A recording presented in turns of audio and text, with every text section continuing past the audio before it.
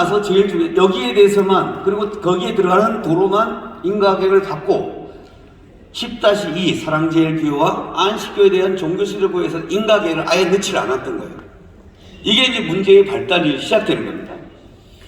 즉 서울시 재정비 촉진구역의 근거법령인 재정비 특별법, 그 다음에 촉진구역에 적용되는 서울시의 2009년 7월경 종교조례 100% 정면으로 배치되는 계획입니다. 그러고 나서 이들이 7월 1일 이후에 10-1 구역에 신축될 아파트에 대해서 분양 신청을 했습니다. 지금 조합의 명분은 딱 하나예요. 분양 신청을 안 했다는 거예요, 교회에서. 어떻게 10-1 구역에 해당되는 아파트 상가에 대해서 분양 신청을 했더니 이 교회가 분양 받을 수 있어요, 없어요? 없습니다. 그래서 안 했고, 그 당시 조합들이 와서 그건 안 해도 된다고 설명을 자세히 했어요. 왜냐? 이쪽이 할 것이고 건축비만 협상하면 된다고 했기 때문에 믿고, 조합이나 지금까지 한 번도 그거 갖고 갈등이 되어 본 적이 지난 2013년 이후로부터 2019년까지 7년 동안 아무 분쟁이 없었습니다. 다만 증액 때는 금액이 건축비가 얼마나 할 것이냐 이것만 했던 것입니다. 그래서 그러다 보니까 문제되는 게 2017년 7월 10일 재개발조합에서 제일 중요한 날짜가 두 날짜예요. 사업을 시행하는 날짜가 하나 있고 관리처분 인가라는 거예요. 이게 무슨 말이냐면, 관리처분이라는 거는 여러분이 조합이다 보면 내가 이걸 우리가 고를 할지 스톱을 할지, 즉 이걸 넣고 내가 새 아파트를 받을 것인지 아니면 나 그냥 나가려고 한다, 이 금액을 계산하는 전체 공사비가 얼마고 분양 매출은 얼마인데 이걸 빼고 나면 여러분 부담금이 1인당 얼마입니다. 그러니까 여러분 이거 보고 계획하세요라고 결정하는 날이 바로 관리처분 인가 날입니다. 이 인가에서 제일 중요한 건 10-2 구역을 누락했어요. 10-2 구역을 누락했다는 두 가지 의미예요. 땅에 대해서 한 거에 대해서 어떻게 할 건가에 누락시켜버렸고, 그 다음에 아까 말한 서울시 조례에 따라서 건축비, 그 다음에 성물 이전비, 그 다음에 임시 초소비, 그 다음에 여기까지 하는 이 비용에 대한 것들이 큽니다.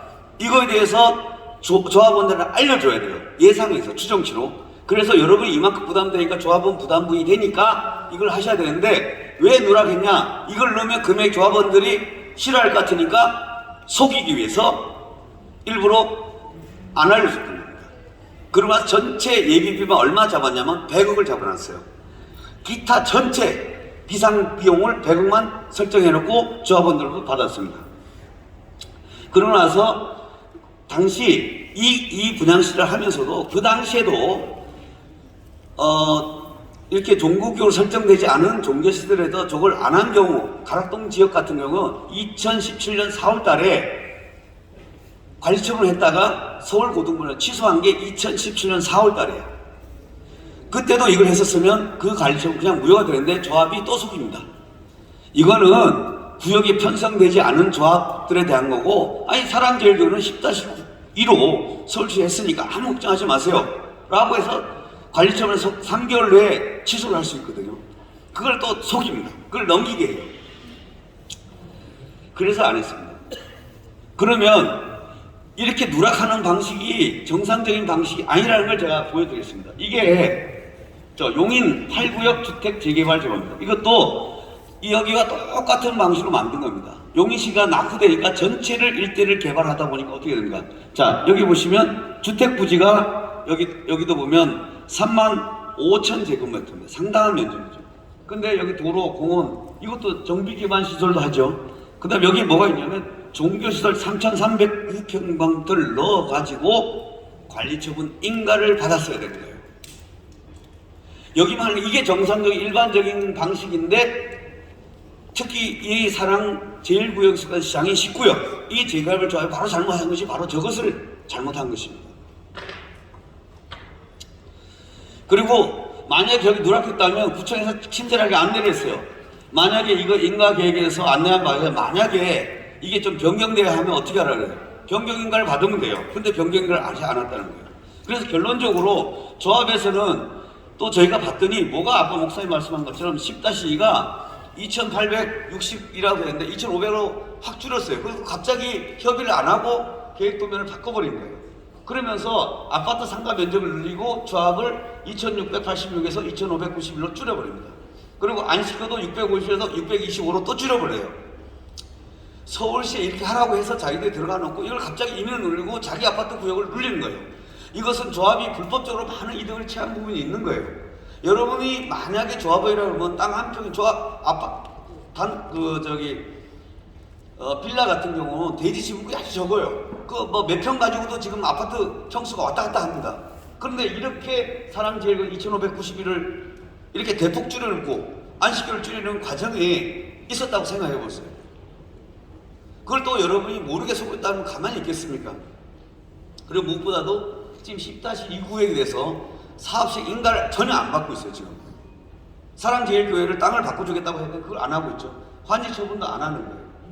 그래서 지금도 안 한다고 안 된다고 이렇게 하고요. 그 다음에 이걸 속인 후에 어떻게 했습니까? 현금 청산자를 분류하고 관리처분에 누락됐으니까 너는 현금 청산자다. 그래서 80억을 계산합니다. 자, 80억도 70억은 땅값이고요. 이 전체 건물이 10억이라는 거예요. 10억 받고 나가라는 거예요. 이 큰 교회가 10억 갖고 저지겠습니까? 그러니까 언론에서 뭐라고 그랬습니까? 그거 받았으면 됐지, 그만 나가라는 거예요. 그런데 이것은 이 현재에 있는 낡은 건물이고 신축 보상비는 서울시 조례에 따라 지금 해야 되는 상황입니다. 그래서 환지 처분하고 신축 보상 계획을 해야 되는 상황인데 이것이 최근에 하나님 은혜로 여러분이 많은 기도를 했지 않습니까? 전국에서 많은 사람이 와서 하다 보니까 서울고등법원 재판부에서 이게 이상하다는 거예요. 단순 재개발이 아닌 것 같고 오래된 것 같고 그런 주장을 보다 보니까 재판부에서 이것이 단순 분양 방식이 아니고 환지도 있고 도로도 있으니까 이게 섞여 있는 것 같다는 거예요. 그래서 도시정책국을 다시 한번 검토를 해봐라 라고 쌍방, 원고, 피고 측 변호인에게 촉구를 했어요. 그래서 제가 그걸 찾는 과정에서 최근에 4월 1일 전체 이 정보가 드러난 겁니다.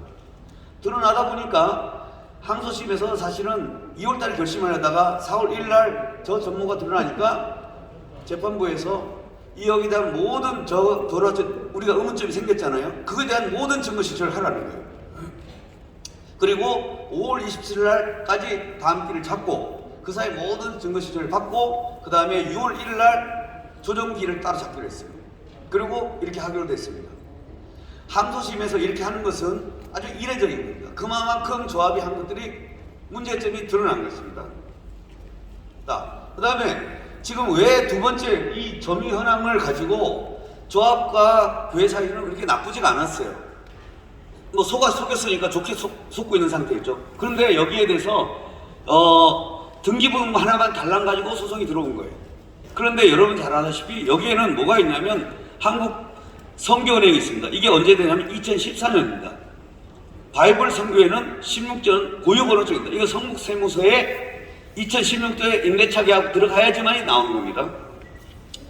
그 다음에 청교도 대국본이라는 이 광화문 전체를 했던 대국본 이 단체가 이거는 2008년도부터 설립이 돼 있었던 거예요. 그리고 20년간 광화문의 모든 애국운동을 주최했던 게 바로 대국본입니다. 그리고 2019년 6월 8일 시국선언한 이후에 10월 3일, 10월 9일 그 대규모 집회를 한 데가 이 대국본입니다. 대국본에서 이 모든 장비를 여기다 내어놓게 된 거예요. 그래서 여기에 점유하고 있습니다. 그 다음에 무엇보다 기독자유당도 보시면 선관위에 등록된 게 2016년 6월이에요. 근데 소송이 들어온 게 2019년이에요. 그러면 이 단체들이 조합에서 뭐냐면 임시로 가짜로 넣어놨다는 거예요. 그것이 아닙니다. 그래서 이 그간의 1심 사랑제일 판결문을 가지고 들어와서 했기 때문에 전국의 대국본 단체, 탈북자는 사랑제일 교인이 아니에요. 그냥 애국심을 가진 사람이 오신 겁니다. 여기 기독자유당이 있습니다. 바이블 선교회도 있습니다. 그래서 거기에 대한 지금 해가지고 서울고등법원에서 성북섬의 사실죄를 확인하라고 했어요. 확인하면 반드시 점유자가 다르게 나오고 있어요. 그러면 그 판결 갖고는 써먹지를 못해요. 사랑제일교가 1층을 쓴다 하더라도 2, 3층은 다른 단체예요. 그러면 다시 재판해야 됩니다. 이게 조합원들도 아셔야 되고요. 또 이 언론에서도 이것에 왜 저항하는지 알아요. 여기 교인들만 저항하는 게 아닙니다.